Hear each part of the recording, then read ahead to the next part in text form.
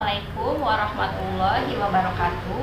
Kami dari kelompok 2 yang beranggotakan saya Humairah Nur Fadilah, Devia Ramadhaniati, Anissa Nur Faridah, Nuraini, dan Wiwik Budiningsih akan mempresentasikan materi yang berjudul Isu-isu kritis kebijakan pendidikan, Standar Nasional Pendidikan atau SNP, yang akan dimulai oleh saya sendiri.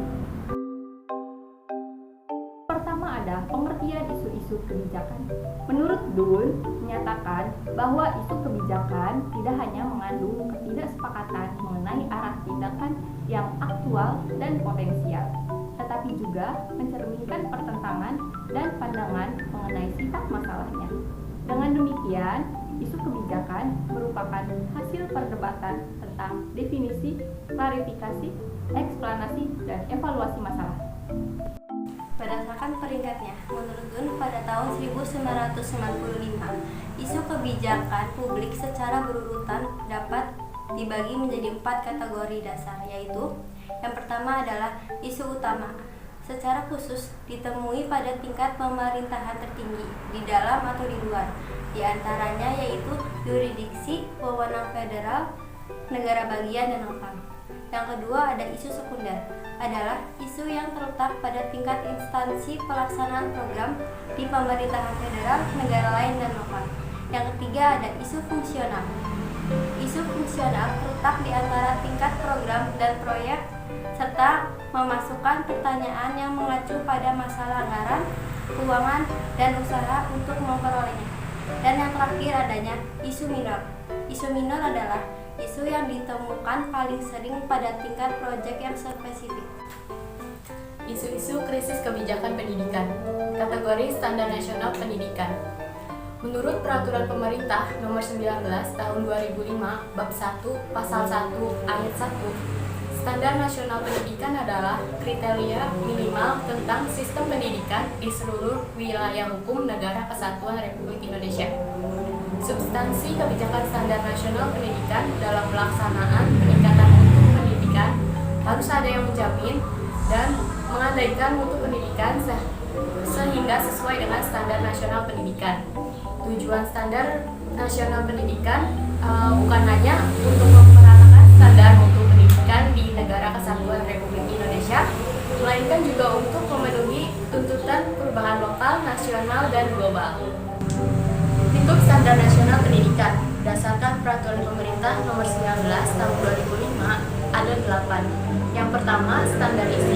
Standar isi adalah dua bentuk materi dan tingkat kompetensi yang dituangkan dalam kriteria tentang kompetensi tamatan, kompetensi bahan kajian, kompetensi mata pelajaran, dan silabus pembelajaran yang harus dipenuhi oleh peserta didik pada jenjang dan jenis pendidikan tersebut. Yang kedua, standar proses.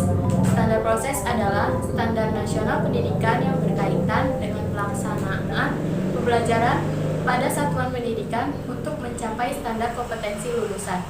Yang ketiga ada standar kompetensi lulusan. Standar kompetensi lulusan adalah kualifikasi kemampuan lulusan yang mencakup sikap, pengetahuan, dan keterampilan. Standar kompetensi lulusan digunakan sebagai pedoman penilaian dalam menentukan kelulusan peserta didik dari suatu satuan pendidikan. 4. Standar pendidik dan tenaga kependidikan.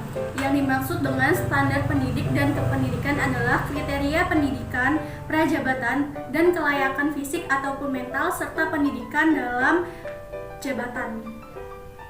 Kemudian yang kelima, ada standar sarana dan prasarana, merupakan standar nasional pendidikan yang berkaitan dengan kriteria minimal tentang ruang belajar, tempat berolahraga, tempat beribadah, tempat perpustakaan, laboratorium, bengkel kerja, tempat bermain, tempat rekreasi dan berkreasi, serta sumber belajar lain yang diperlukan untuk menunjang proses pembelajaran, termasuk penggunaan teknologi informasi dan komunikasi.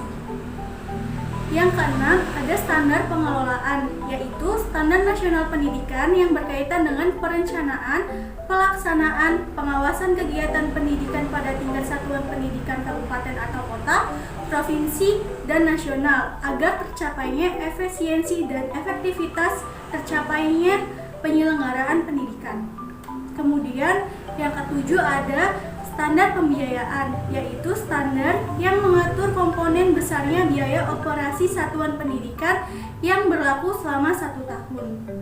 Dan yang terakhir, yang kedelapan, ada standar penilaian yang merupakan standar nasional pendidikan yang berkaitan dengan mekanisme, prosedur, instrumen penilaian hasil peserta didik. Muatan isu kritik dalam standar nasional pendidikan. Alasan yang menyebabkan belum layaknya standar nasional pendidikan diterapkan secara nasional adalah yang pertama, pertumbuhan ekonomi yang tidak merata di setiap daerah. Dalam bidang pendidikan masih tidak menentu karena sifat pemerintahan pusat tidak mempersiapkan sumber daya untuk menjalankan sistem pendidikan yang sekarang sedang berjalan. Yang kedua, sarana fisik yang kurang memadai.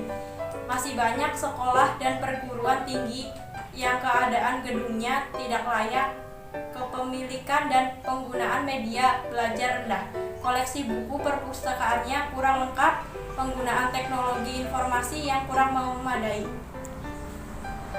Yang ketiga, pendidikan tidak bebas nilai.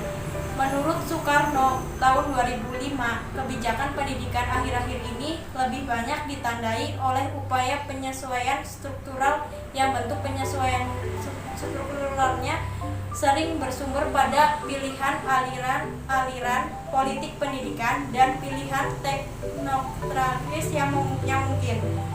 Yang keempat, paradigma perubahan.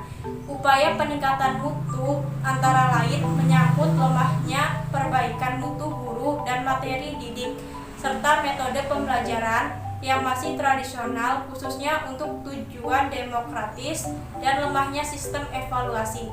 Yang kelima, lemahnya mental masyarakat. Faktor yang mempengaruhi tingginya angka putus sekolah adalah dorongan orang tua dari keluarga yang tidak mampu.